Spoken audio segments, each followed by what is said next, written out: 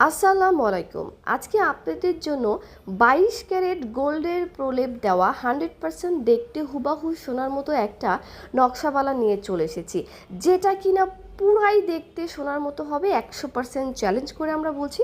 এবং এই বালাটি যদি আপনারা একটু যত্ন করে ব্যবহার করেন, 5 থেকে 6 বছর পর্যন্ত কালার রাখতে পারবেন।